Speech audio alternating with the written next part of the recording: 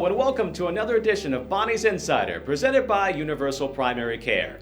In this episode, we take a little different format as we turn our attention toward the upcoming spring seasons around campus. We'll preview the Bonnie's teams kicking off their seasons as we meet with the men's and women's lacrosse, baseball, and softball squads. First up, it's a very anticipated season for Bonnie's men's lacrosse. Last May, the Bonnies reached the MAC semifinals, and this year they are perhaps the most veteran team in the country with 21 seniors and a number of all-conference players. We're very, very excited, obviously, with 21 seniors. You know, since the first day that they got up on campus, it's about 1,253 days, and it's been a long journey. What we talked about was just trying to continue to get better every day and really try to make sure our expectations were realistic, knowing that this was going to be a process to build a foundation of this program. So we're excited to get year 4 kicked off. Our guys just stay due diligent to try to continue to get better every day. We've had 3 recruiting classes after that to continue to fill holes, to continue to get better athletes, better lax IQ guys. And we feel very, very excited with our roster going in. Kudos and a testament to the 21 guys of the original 34 that continue to want to live this dream together. They've certainly have built the culture. They've built in the framework for our program. And I know they're very, very excited to get the season going. You want to keep on progressing the program forward, however that may be. And part of that in the beginning was not only recruiting, but also was to develop and bring together a staff. And then we started to try to build the program, started to get to understand and know our student athletes, continue to get better every day. And you just know that it's going to take time. How can we get better today? How can we get more cohesive? How can we build more chemistry? Coaching staff, the players themselves, players, the coaching staff, our administration, our support staff. It certainly has been a journey. It's something that has been so much fun to do. I mean, you have to have fun while you're doing this as well. And to see where it's progressed to go into this season and have a belief that if things fall right, we can win our conference and get to the NCAAs. I mean, that's been the goal with that freshman class 1,252 days ago of where can we take this thing and to see that there's actually a belief that we can do it. Winning games and getting on the win column was huge. It was huge for the belief that we can win games in our conference and try to take that to the non-conference stage now. And then we started to kind of ride that wave, and you could just see every game and in practice the confidence continuing to brew within our student athletes. As coaches, we were able to figure out where everybody fits. Unfortunately, we weren't as deep as we felt we needed to be, and we lost to a very, very strong Monmouth team in the semifinals that ended up, winning our conference and getting to the NCAAs. But from that, going into this year, a lot of our guys put in a ton of work, over the summertime to get bigger, to get, faster, to get stronger, work on their stick, watch all the film, lax IQ, and we really kind of hit the ground running in fall where we were able to be so much further ahead in terms of not putting in systems, but really starting to fine tune them. A step here, a quicker decision there. And now we feel like we got a lot of those pieces of the puzzle in place, and now it's time to, put all that learning to practice and start to compete in games. Cam Germain and Adam Shank and David Styria, they've really kind of come along and built their own chemistry and cohesiveness. They've gotten bigger, they've gotten better lax IQ, better sticks. From an LSM standpoint, Andrew Hersey and Ryan Burns are the 2 seniors that have really put in a lot of time into their games. A couple of young guys, and Nick Porfilio and freshman Aiden McDonnell, that have shown a lot of promise. And we feel real strong with our close D and our LSM going into the season. The interesting part about it is not only from a defensive end, we feel like we could be a little bit more offensive minded this year. Coach Connors has done a pretty tremendous job of putting in some systems, allowing for some creativity. It starts with Jake Rose, obviously all-conference offensive player of the year last year, voted all-conference player of the year preseason, so super exciting. He's so dynamic, he can create his own shot, he has tremendous vision, tremendous stick skills, but he's probably one of the most humble guys on our team. He doesn't talk about himself because he knows that you gotta have a crew around you that have chemistry, that open up lanes or get open. You look at Sean Wesley, was tied for scoring goals in our conference last year. Jackson Rose, he can put the ball in the net, and Jacob Emick is probably one of our more prolific ex-lefty wing guy, but that can be both hands and has great vision. And then you go to the midfield wise, and that's all about Austin Blumberg's I mean, I feel like he's one of the best two-way midfielders in our conference. He's big, he's athletic, great game sense, can hammer the ball. But then you couple that with a variety of upperclassmen in Zach Owens and Kean Collins. And then you look at the young guys that have come in, you know, that's showing a ton of promise. I mean, you know, Connor Murphy and Anthony Semino and Drew Kenny and Will McKay. These guys are like itching at the door to get some offensive runs. You know, they're all very, very dynamic. We have a much better balance in terms of lefties and righties. And the exciting part about it is when we watch film, you just see it getting better every day. The MAC's always tough. Every program, just like every program in Division I, continues to get better. So it's going to be tough. Every game is a challenge. Every game's an obstacle. Are they all winnable? Absolutely. But you got to bring your A game to win in the MAC. And you know, our goal is to get to that conference championship and try to see if we can go one better and get to that championship game and see if we can take this thing to the NCAAs. That's been the goal. That's been the dream from the freshmen 200 or 1,252 days ago.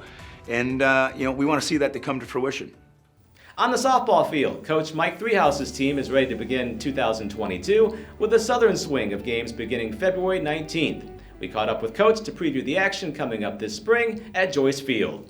You know, last year was a tough year. Last couple of years because of COVID and us just not being able to get in the flow of things has kind of changed the perspective a little bit. So if you think about the junior class, they've got a total, I think, of about 38 games in their careers. It's the first time most of the kids on this team outside the senior class are going to experience a full season. So putting that schedule together was kind of understanding that was going to be an issue.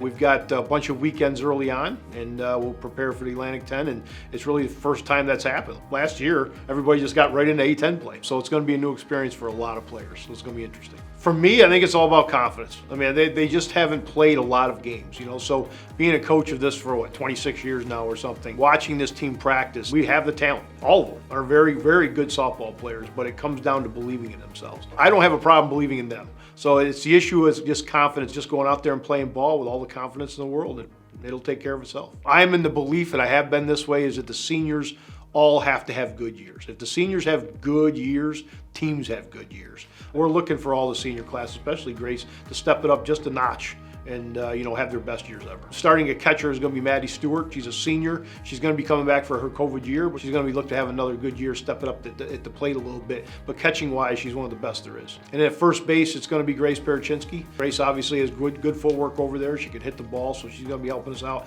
That's another senior. Second base, another senior, Emily Lewandowski. Left-handed stick in the lineup, which is going to help that experience of playing a lot of games. Shortstop is going to be Kennedy Haverhill. As long as she's healthy, she's still nursing a broken leg, but she's supposedly coming back from it. If not Kennedy, Grace Walker will be ready. She played there for us in the fall as well. Kennedy was healing. Third base is going to be a couple different people. Number one, it's going to be Tierney Fitzgerald, who's also one of our best pitchers. And if she's pitching that day, it's probably going to be freshman Emily McKenna at this point in time. So, or Grace Walker, actually. So Grace could play over there if Kennedy's playing short. So once again, third base is going to be whoever's hitting the ball at the time. That's how it's going to be. The outfield is interesting because, I think we have 3, 4, 5 really good outfielders. The 3 I think we're going to start with Haley Strang out in center field, who's a junior. Sophomore out in left with Olivia Whitaker, and a sophomore out in right with Brooke Bobby. Juanita Wolak is coming back from an ACL tear, unfortunately, but she should be ready about mid-season, so she'll be adding it in. And then the ace in the hole is Sammy Mall. Sammy Mall can play all 3 positions. I think she's going to have some opportunities to play out there and get some plate appearances.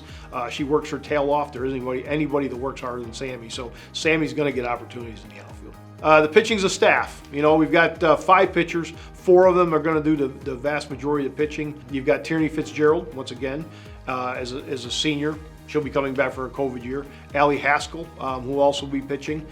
She won't be coming back for her COVID, so this is her senior year. Emily Phelan, who's going to be a sophomore for us, going to get that second year of experience. So we're looking for a lot for her. And then Liz Liss, who's a junior. So our job is obviously to make that top 6. That's the goal every year, make the top 6 to get to the postseason. For the Bonnies baseball team, the dugout will be a little different this spring, as the Brown and White will have a new head coach for the first time in over 3 decades. Legendary head coach Larry Sudbrook retired in October with 725 career victories.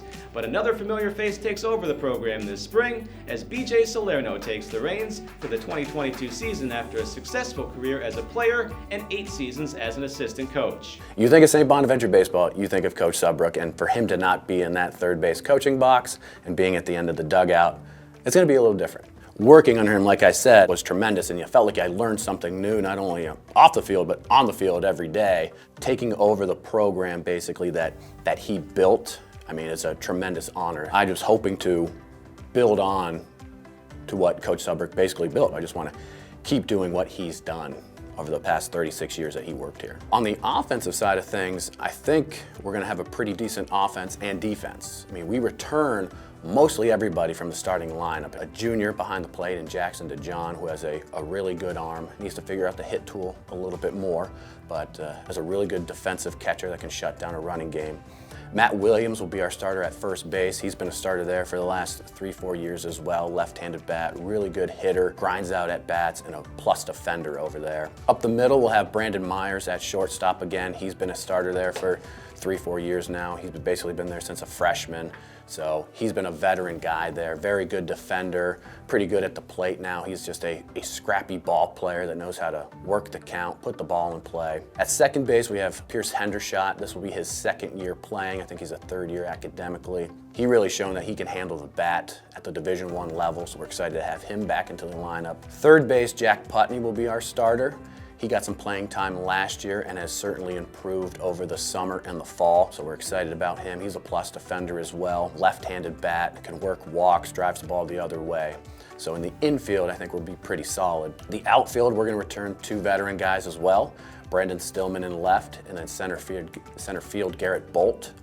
Both guys are seniors, left-handed bats. Stillman at one point in time was an All-American in the COVID-shorted season. We expect him to return this year, fully healthy, bat in the middle of the lineup and driving some runs for us. Garrett Bolt, we expect to bat in the top of the lineup. Fast guy, plays center field, very good defender, can steal some bases for us, works walks, gets hits by pitches, so we're excited about him. And then we have some other veteran guys that are kind of take over for that third and fourth outfield spot. Ben Berger, he's now a senior as well. Very, very good defender, left-handed hitter as well. Does all the little things right that you want at the plate. You know, can put the ball in play, work walks, bunt, all that kind of stuff. And then Christian Sabluski, he became a pretty good player at the end of the year for us. So we're excited to have him in the lineup as well. In the DH spot, we returned Danny Mannion, a big kid from actually just down the road in Bradford, Pennsylvania. Same thing was like about Christian. At the end of the year, he started to get hot. Was hitting a couple homers for us, hitting the ball pretty well. So excited about having him return to the lineup. We have some guys that we think can fill in a spot or two. So we think offensively and defensively will be pretty good. Pitching staff side of things, probably our number 1 right now will be Liam Devine. He pitched a bunch for us last year, left-handed pitcher. He'll probably be at the top of our rotation right now.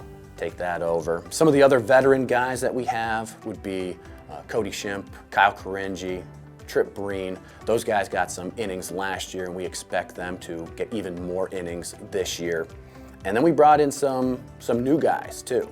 We have a transfer from Central Connecticut State, Ryan O'Connell, about 6'5" right-hander, over the top, sitting about 90, 92. We expect him to pitch a bunch this year as well. We have 2 freshmen right now that have been pitching extremely well here.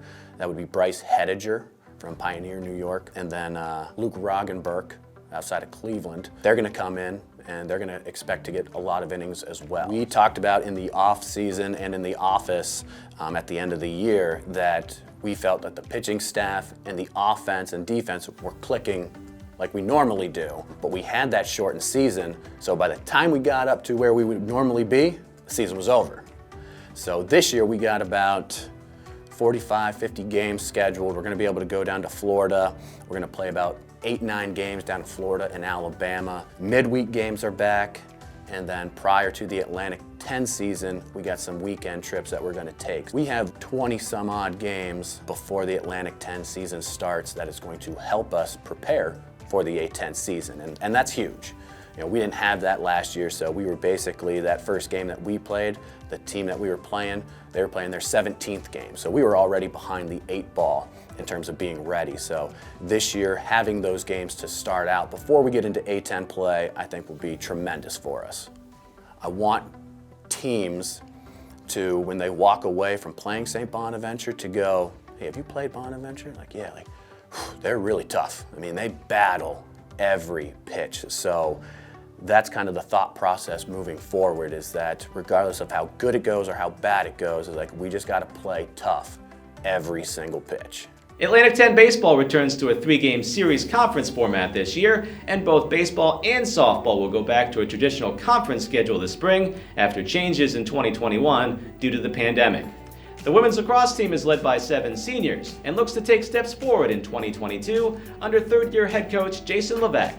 Our current seniors have done a phenomenal job. You know, they are really the only class that has had a true collegiate season. They got 7 in their freshman year. They got 12 last year. Some teams play 19 games in a season. You know, we are very, very young still in terms of experience, game experience. Last year was, you know, it was great that we were able to get out and compete and kind of return to some sort of normalcy, but certainly was anything but normal. Our senior group this year has been phenomenal. Really just bringing the group together and really building that cohesion and that strong environment, supporting one another, being good teammates. So can't say enough about our senior class this year and what they've brought to the program right from the start. We had a few Zooms with the senior group and, you know, just talked about, you know, how they wanted to leave that kind of quote unquote legacy and leaving the place better than you found it, and you know what that senior year really kind of means to them, and they've done a phenomenal job of really trying to, you know, shift our program in the right direction. Maddie and Courtney playing more of a two-way game. Nora's kind of bounced back and forth from midfield to attack, and I think, you know, really kind of solidifying herself as more of an attacker. All 3 of them are certainly very key cogs to our success. It's been great to see their growth and maturity and development as leaders. It's been really, really a pleasure to watch, and I look forward to continue seeing them grow. Abby Holtz returns after a great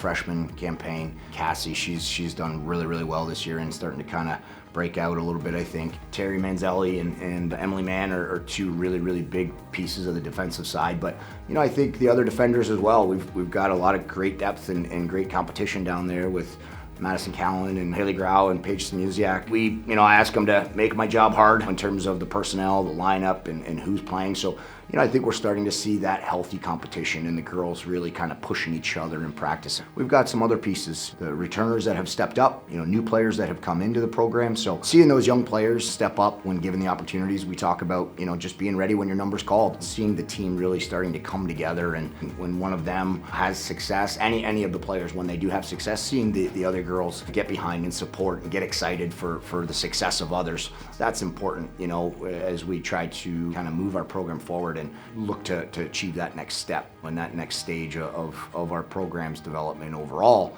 and competing at a higher level in the A10. Bringing a consistent game for 60 minutes is obviously important, and obviously our schedule is very, very challenging, and I think that we need to be challenged in order to find success in the A10. That's how you get better. You know, you got to play those strong teams and those strong programs to achieve that next level yourself. We need to continue to have our eyes forward and our heads up, and you know, keep pushing one another and keep pushing ourselves as we tell them, you know, we still have a long way to go. This institution and the support that we have from our athletic department, I really believe that, you know, over time, because it's not going to happen overnight, that we can certainly continue to move forward and slowly but surely kind of make our climb up into the A10. And that's exciting. It's exciting to be a part of, and I think when we do get to the top of the mountain, you know, it's going to be that much more worth it. Love the group that we have. It's a phenomenal group of young women, phenomenal student athletes, and I'm excited to see what we can do over these next few years. We wish all of our spring sports the best of luck, and we look forward to some great things coming up this season. That's all the time we have for this week. Until next time, go Bonnies!